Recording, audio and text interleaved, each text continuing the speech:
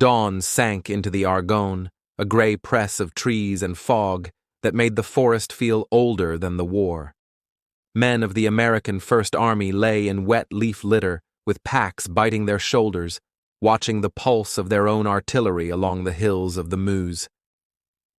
It was September 26, 1918. From Malancourt down to the river, guns spoke in a rolling voice that never became a single note. A green flare climbed and fell. The barrage lifted and the whistle pushed along the line. The men stood and stepped into the timber. They had been building toward this morning for a year, drilling, landing by the tens of thousands, borrowing French helmets and British tricks, and folding those lessons into American habits. The plan put more than 1 million U.S. soldiers into the Meuse-Argonne sector to pry open the hinge of the German Hindenburg line, a belt of fortifications that ran like scar tissue across France. The ground ahead was cut by ravines and choked with second growth that swallowed units whole. Machine guns nested in stumps and stone. Wires ran where maps showed lanes. The opening push worked on the left. Near Vauquois and Montfaucon, doughboys stepped over soil shelled so often it refused to remember its shape. They moved past wooden markers from earlier campaigns. German artillery answered as soon as the barrage moved on, hunting roads that fed the attack. Lorries slid into ditches slicked with clay. Runners vanished in gullies. Company commanders tried to hold a straight front with pieces that bent of their own accord. Maps no longer described the world. Compasses and nerve did. In the central tangle, the 77th Division advanced into the Argonne proper, a close country of creeks and tight ridges where visibility fell to 20 yards. New Yorkers, city boys, and new immigrants lost swagger in the brush and traded it for careful steps. Every slope ended in wire. Every draw offered a machine gun seat. Flares snuffed in the canopy, leaving companies to grope forward by compass and rumor. The forest did not care for plans. It broke them into local decisions and the kind of courage that does not announce itself. Days ended badly and began again. Platoons crawled. Platoons disappeared. Aid posts set up in root cellars and half-failed dugouts whose ceilings forced surgeons to work on their knees. Ambulances could not penetrate the timber. The wounded dragged themselves or waited for night, and a stretcher made from branches. Engineers laid corduroy over mud, bridged streams with doors torn from barns, and pushed field kitchens until their wheels sank. Still, the line inched. French corps on the flanks shoved forward, and American units followed the pressure as best they could. In early October, a wedge of the 77th pushed up a draw between Charlevoix Mill and a steep wooded ridge. By turns and wrong turns, they worked ahead until they outwalked the formations on either side. Major Charles Whittlesey, a quiet New York lawyer in peacetime, looked up from his map and realized his battalion sat in a pocket. Orders had said, "Advance and hold." He sent the word "hold" back with a runner, who did not return. The men dug in on a shelf of earth just big enough to string a narrow perimeter and started counting cartridges. Shells came from both sides. American guns, believing Whittlesey still in step with the attack, tried to batter the ground ahead and fell short into the trees. German batteries bracketed the pocket from above. Food ran to a few hard biscuits. Water was a trickle from a spring you crawled to reach. Ammunition ticked down with every repulsed assault at grenade range. Runners were shot or swallowed by the brush. Whittlesey walked the line and spoke quietly. He would not be drawn out. He would not surrender. On the third day, a pigeon lifted from the pocket with a message tube tied to its leg, pleading for friendly fire to lift.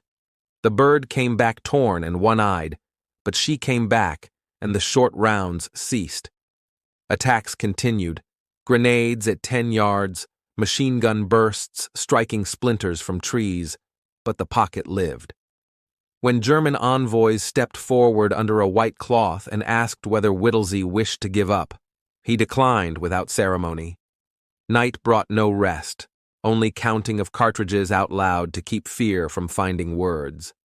Relief seeped rather than marched, squads nosing through draws, companies feeling along contour lines until rifles on the right and left began to answer. The pocket unfolded into a front again. Whittlesey's survivors, fewer than 200 effectives from a force that had set out at more than 500, walked out by stages and left the dead on the slope until burial parties could return. The episode branded itself as the story of the lost battalion, though it was never lost to the men firing for their lives. The larger offensive ground forward. Divisions rotated through the woods, tanks tried the gullies and shed tracks, liaison planes drifted under the clouds to photograph trenches no one on the ground could see. Weather soured. Mud got a memory. Supply caught up by inches. More wire cutters, more boots, more shells. The Germans fell back a ridge at a time, leaving machine gun nests behind to punish pursuit. Sometimes the only proof of progress was that last night's wrecked cart sat behind you at dawn. By late October, the German line began to fold in larger pieces. The Americans learned to work the forest, leapfrog small units, keep the gaps alive, never overrun your own artillery, send engineers first. The front widened toward the Meuse, so crossings could be forced on heights that surveyed the river bends. Fresh regiments arrived and quickly matched the stare of men already there.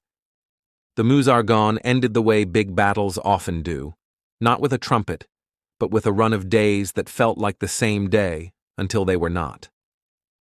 On November 1st, the American line jumped again and carried the Barricourt heights. On November 3rd, resistance thinned. Units surrendered in packets instead of in wounded trickles. On November 7th, an advance guard crossed the Meuse in fog. At dawn, on November 11th, after one last night of shelling that felt more like habit than hope, the guns fell silent. Close to 26,000 Americans had been killed in the campaign and roughly 95,000 wounded, the largest and costliest effort the United States had ever made in war. The Argonne kept much of what had been given to it: rifles in clay, helmets under leaves, the print of trenches that will outlast maps. Survivors talked less about victory than about the last hour a friend was seen whole. They remembered the forest's short distances, the way a platoon could vanish behind one fold of ground, and the sound a machine gun makes when the barrel glows, but the line refuses to stop. What remains is a road of memory that runs through the hills from cemetery to clearing to village and back again. It is the knowledge that American units learned in weeks how to take ground that hated them, how to keep going when orders no longer described reality, and how to live long enough for the man on the left to live too. It is Whittlesey standing in a notch of earth telling his men to hold. It is a pigeon carrying a plea that saved Americans from their own guns. It is engineers laying planks under fire so a single cart can cross the same mud twice.